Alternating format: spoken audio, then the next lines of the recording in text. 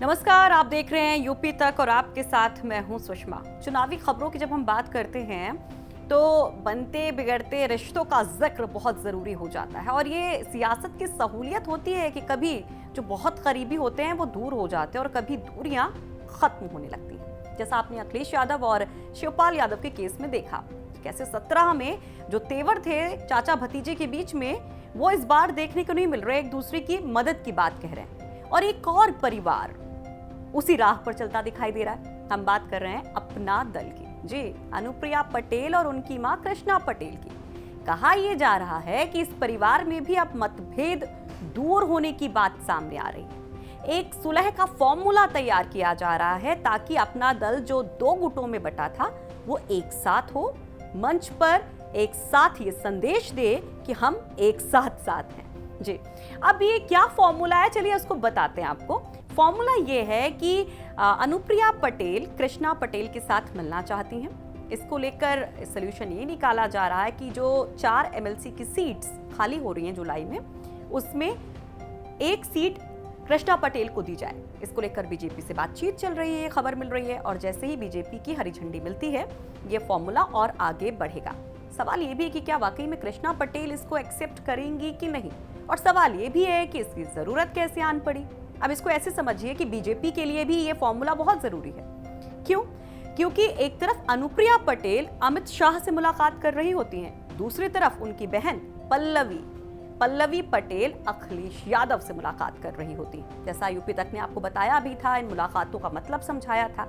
इन मुलाकातों के मतलब से ये निकल कर आया था कि कुर्मी वोट बैंक बिखर सकता है, क्योंकि बीजेपी चाहती है कि कैसे भी कुर्मी वोट बैंक उसके ही हिस्से में रहे, उसके बिना क्योंकि जीत नहीं मिल सकती, तो ये कवायदे मानी जा रही हैं। और दूसरी तरफ अगर हम कृष्णा पटेल गुट की बात करते तो उसके पास भी बहुत कुछ नहीं है, तो सुलह की ये बातें सामने आ रही हैं। लेकिन सुलह के साथ साथ कलह की वो कहानी भी आपको बहुत दिलचस्प लगेगी। एक बार फिर से, बहुत सारे लोग शायद आप में से जानते होंगे और बहुत सारे लोग नहीं जानते होंगे, तो फिर से हम आपको सुनाते हैं कि आखिर ये कलह कैसे हुई थी, एक परिवार कैसे टूटा था। एक बड़ी पार्टी कुर्मी अगर कास्ट की माने, पटेलों की माने, तो वो कैसे 2 टुकड़ों में बट गई थी, 2 गुटों में बट गई थी। सोनेलाल पटेल को पहले आप याद करिए और 1994 का वो दौर याद करिए जब बीएसपी को मात देने के लिए, टक्कर देने के लिए सोनेलाल पटेल निकल पड़ते हैं।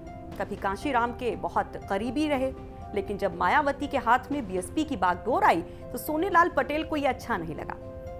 इसको लेकर उन्होंने कुर्मियों के बीच में, पटेल समाज के बीच में जनसंपर्क किया और 1994 नवंबर महीने में एक रैली बुलाई बेगम हजरत महल पार्क में। लखनऊ का ये पार्क, इसका नाम तो आपने सुना ही होगा, अक्सर रैलियां सियासी यहीं पर होती रहती हैं।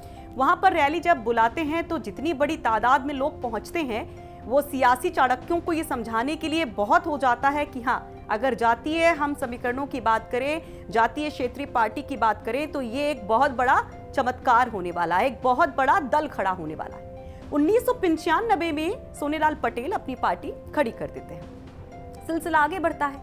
2007 में पहली सीट भी मिल जाती है अपना दल को, लेकिन इस परिवार से कोई नहीं जीतता है।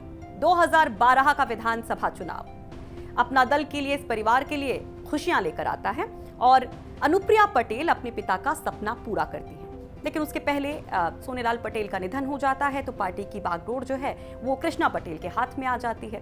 ये सिलसिला आगे बढ़ता है।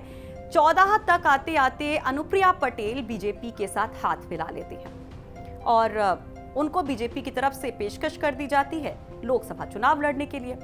वो लोकसभा का चुनाव लड़ती हैं और जो रोहनिया की सीट जहां से वो विधायक बनी थी वो खाली हो जाती है। मिर्जापुर से अनुप्रिया पटेल सांसद बन जाती हैं। तो जो सीट खाली हुई थी उस पर उपचुनाव होना था। असल झगड़ा यहीं से शुरू हो जाता है। एक तरफ कृष्णा पटेल को ये लगने लगा था कि अनुप्रिया पटेल बहुत तेजी से बढ़ रही है, कहीं ऐसा ना हो कि वो पूरी पार्टी को हाईजैक कर ले।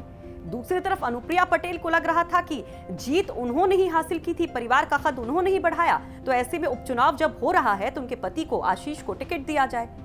यहीं से खटपट शुरू हो जाती है और फिर ये होता है कि 2015 आते आते अनुप्रिया पटेल समेत उनके 6 जो सहयोगी होते हैं, समर्थक होते हैं, उनको पार्टी से कृष्णा पटेल निकाल देती, क्योंकि वही उस समय पार्टी को लीड कर रही होती हैं, अध्यक्ष होती हैं। जब अनुप्रिया पटेल को निकाल दिया जाता है तो ये मामला पहुंच जाता है कोर्ट तक, चुनाव आयोग तक। फिर शुरू हो जाती दावेदारी कि भाई ये पार्टी किसकी है।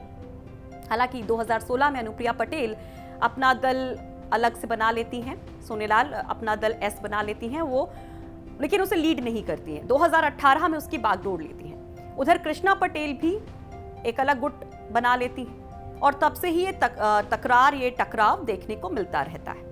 लेकिन अब जब फिर से चुनावी मौसम है तो ये कहा जा रहा कि जो लंबी कड़वाहट थी उसको दूर करने की कोशिश की जा रही है, ताकि एक मुश्त कुर्मी पटेल वोट एक तरफ जाएं और बीजेपी और अपना दल को इससे फायदा हो।